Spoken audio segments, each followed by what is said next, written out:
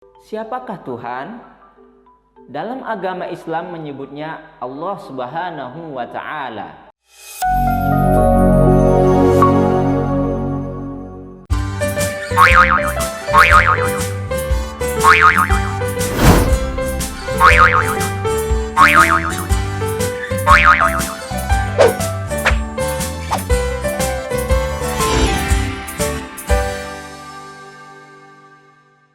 Assalamualaikum anak soleh soleha. Bagaimana kabar kalian hari ini? Semoga kalian semua tetap dalam keadaan sehat walafiat dan tetap semangat belajar PAI. Pada video pembelajaran kali ini, kita akan belajar mengenal kitab-kitab Allah dan ajaran terpuji dalam kitab-kitab Allah Subhanahu wa Ta'ala. Namun sebelumnya, bagi kalian yang belum subscribe channel PAI TV, silakan subscribe dulu ya. Tekan tombol like, kemudian share channel PAI TV agar channel ini terus berkembang dan bisa memberikan manfaat bagi kita semua. Baik anak yang soleh solehah, sebelum kita memulai pembelajaran kita hari ini, marilah kita terlebih dahulu berdoa kepada Allah Subhanahu wa Ta'ala agar apa yang kita pelajari hari ini bisa bermanfaat dan mudah kita pahami. Mari mengangkat tangan seraya menundukkan kepala. A'udzu billahi minasyaitonir rajim.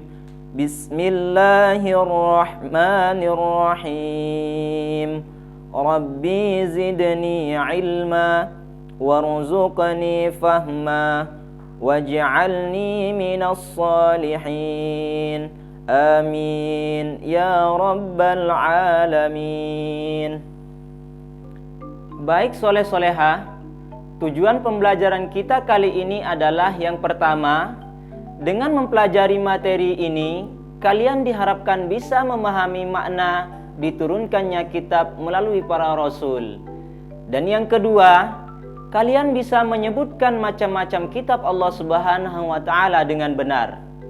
Sebelumnya, mari kita perhatikan ayat Al-Quran berikut ini. A'udzu billahi minasyaitonir rajim. Bismillahirrahmanirrahim. Ya ayyuhalladzina aminu billahi wa rasulihi wal kitabil ladzi nazzala ala rasulihi wal kitabil ladzi anzala min qabl wa man yakfur billahi wa malaikatihi wa kutubihi wa rusulihi wal yawmil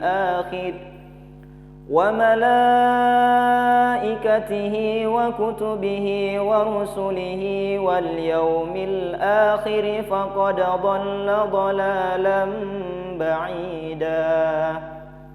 Yang artinya, wahai orang-orang yang beriman, tetaplah beriman kepada Allah dan Rasulnya Muhammad sallallahu alaihi wasallam dan kepada kitabnya Al-Quran yang diturunkan kepada Rasulnya serta kitab yang diturunkan sebelumnya.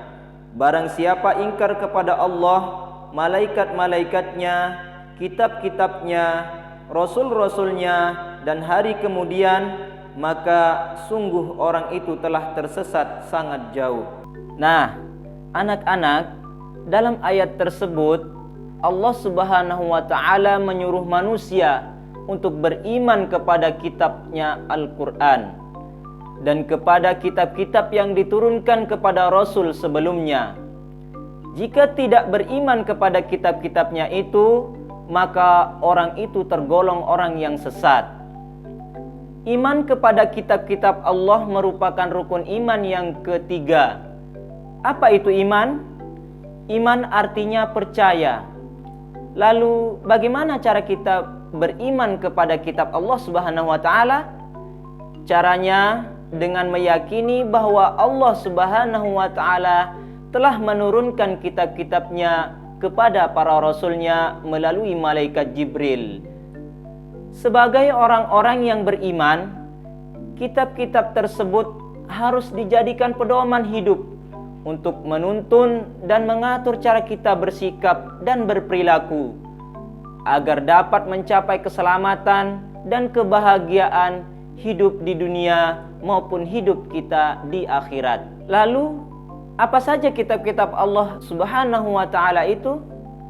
Yuk, perhatikan penjelasan berikut ini.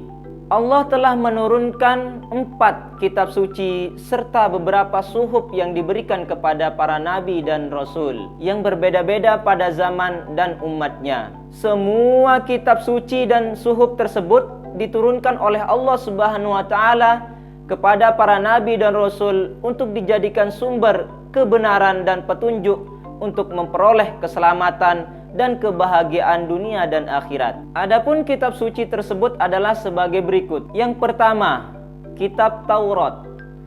Kitab Taurat diturunkan kepada Nabi Musa alaihissalam kurang lebih pada abad 12 sebelum Masehi dan di daerah Mesir. Kitab Taurat menggunakan bahasa Ibrani. Yang kedua, kitab Zabur. Kitab Zabur diturunkan kepada Nabi Daud alaihissalam ketika beliau menduduki tahta sebagai Raja Bani Israel pada abad ke-10 sebelum Masehi di tanah Kan'an. Kitab yang ketiga yaitu adalah kitab Injil. Kitab Injil ini diturunkan kepada Nabi Isa alaihissalam pada sekitar abad 1 Masehi di daerah Yerusalem.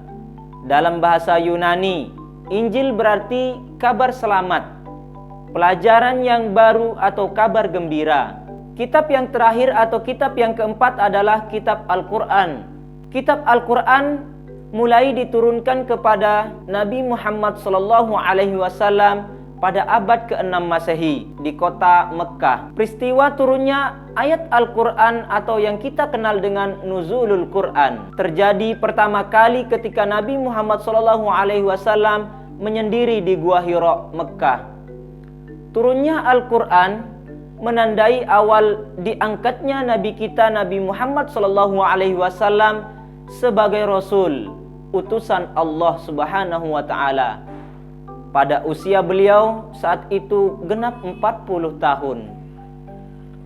Al-Quran terdiri dari 114 surah terbagi dalam 30 juz dan 6.236 ayat. Al-Quran diwahyukan selama 22 tahun, 2 bulan dan 22 hari. Al-Quran menyempurnakan seluruh hukum-hukum Allah Subhanahu wa Ta'ala yang terdapat dalam kitab-kitab yang diturunkan sebelumnya. Al-Quran diturunkan untuk seluruh umat manusia sebagai rahmat bagi semesta alam dan disebut juga rahmatan lil alamin. Nah, anak-anak soleh-solehah, tadi kita sudah menyimak penjelasan kitab-kitab Allah Subhanahu wa Ta'ala. Kitab-kitab tersebut adalah petunjuk bagi kita selaku umat manusia. Lalu, bagaimana cara kita berperilaku dalam kehidupan ini? Karena di dalam kitab-kitab tersebut banyak sekali ajar-ajaran misalnya kepada Sang Pencipta Allah Subhanahu wa Ta'ala. Di antaranya yaitu dengan beribadah dan terus berdoa kepadanya. Yang kedua, kemudian ajaran terpuji kepada sesama umat manusia. Di antaranya yaitu kita selaku umat manusia harus saling tolong-menolong dan bersikap ramah kepada sesama. Yang ketiga, selanjutnya ajaran terpuji kepada hewan dan tumbuh-tumbuhan. Di antaranya memberikan makanan hewan dan merawat tanaman. Yang keempat, bahkan ada ajaran terpuji juga kepada diri kita sendiri. Di antaranya adalah memotong kuku untuk membersihkan diri dan berhias. Nah anak-anak, itulah tadi materi kita tentang iman kepada kitab-kitab Allah Subhanahu wa Ta'ala dan ajaran-ajaran yang ada di dalamnya. Semoga pembelajaran kali ini kalian bisa memahami makna diturunkannya kitab-kitab Allah Subhanahu wa taala tersebut ya. Cukup sekian pembelajaran kita kali ini. Terima kasih atas perhatiannya.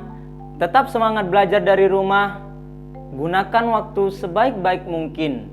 Dan jangan lupa tetap berdoa kepada Allah Subhanahu wa taala dan selalu jaga kesehatan kita. Semoga Allah Subhanahu wa taala selalu melindungi kita semua. Amin ya rabbal alamin. Untuk mengakhiri pembelajaran kita kali ini, marilah kita sama-sama mengucapkan kalimat hamdalah. Alhamdulillahirabbil alamin. Cukup sekian dan terima kasih. Kurang lebihnya saya mohon maaf. Wassalamualaikum warahmatullahi wabarakatuh.